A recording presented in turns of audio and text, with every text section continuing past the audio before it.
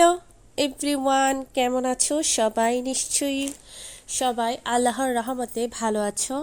আমরাও ভালো আছি। আমি এখানে নিয়েছি সাদা মুরগি। সাদা মুরগিটা অনেকেই পছন্দ করেন না, শুধুমাত্র ভাজা করা ছাড়া রান্না করলে। আমি আজকে ভাজা করেই রান্না করছি।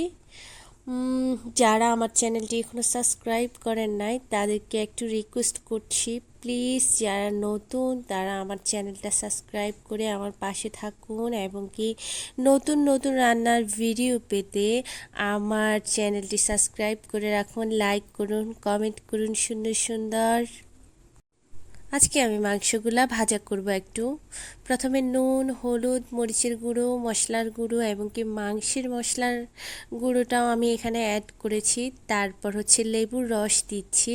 লেবুর রসটা দিলে হচ্ছে যে একটু খেতে একটু খুব দারুণ লাগে, ভীষণ লাগে।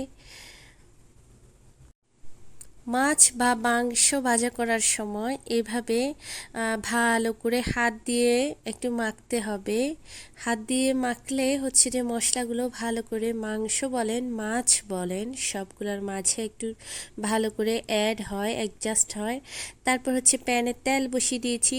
আমি তেলগুলো গরম করে নিয়েছি। এখন আমি একটা একটা করে মাংসগুলো দিয়ে দেবো।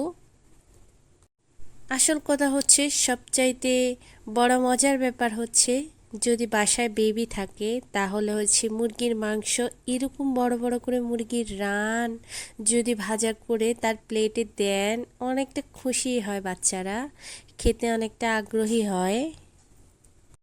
আমি সবসময় ট্রাই করি আমার বাচ্চাকে খুশি রাখার এবং কি আনন্দে রাখার, মজার মজার রেসিপি খাইয়ে ওকে সবসময় একটু খাবারের প্রতি একটু আগ্রহ বাড়ার জন্য আমি এভাবেই খাবার তৈরি করি।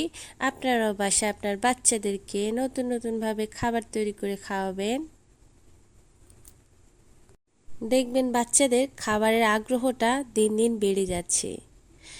আমরা প্রায় সময় দেখি, বলে যে মায়েরা বাচ্চা খেতে চায় না, আসলে খেতে চায় না এই জন্যই খেতে চায় না যে বাচ্চাকে আমরা প্রতিদিন একই খাবার আবার বাচ্চারা খেতে চায় না। যে কোনো বাচ্চা হোক, যে কোনো বয়সের হোক, এটা বড় হোক আর ছোট হোক, মায়ের কাছে সব বাচ্চা ছোটই থাকে যত বড় হবে না কেন। আসল কথা হচ্ছে বাচ্চাদেরকে ভিন্ন ভিন্নভাবে ভিন্ন স্টাইলের খাবার দিতে হয়, তখন বাচ্চারা একটু আনন্দ থাকে। ভালো লাগলে লাইক কমেন্ট শেয়ার করবেন, এবং কি মজার মজার ভিডিও পেতে আমার কমেন্ট বক্সে কমেন্ট করবেন। আল্লাহ হাফেজ।